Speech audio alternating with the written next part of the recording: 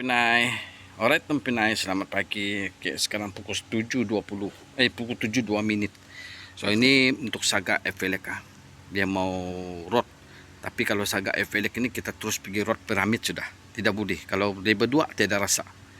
Tidak rasa, okay? Dia kena level 3 piramid. Guna iridium okay? Guna denso punya. Okay? Guna denso punya. Okay? Kenapa pakai denso? Kan kalau Saga FLX dia punya piston tu tinggi, jadi dia punya tekanan kalau naik tekanannya kuat, jadi perlukan plug iridium, karena paham untuk kalau mau main piramid, kalau mau main road rendah ataupun piramid. Kalau kamu pakai yang level 2 yang standar, dia tidak cukup bakar tu tekanan minyak, jadi ekonomi pun tidak jumpa.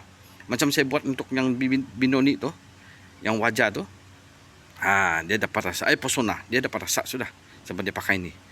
Okey, ini kalau satu set 152. Kalau saya piramid, dia punya harga dalam RM50. Tambang tinggu tempat. Okey. Saya sudah bagi tahu harga Saga FLX terpaksa main begini. Okey, kalau mau main road BKS, road rendah atau road piramid. Okey, orang tempat ni teruskan kerja. Nanti ada lagi mau buat.